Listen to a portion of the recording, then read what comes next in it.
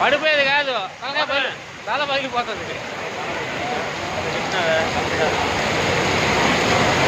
ఈ జల్లు దగ్గర నుంచి వచ్చాము అర్థం కూడా పోలేం స్వామి.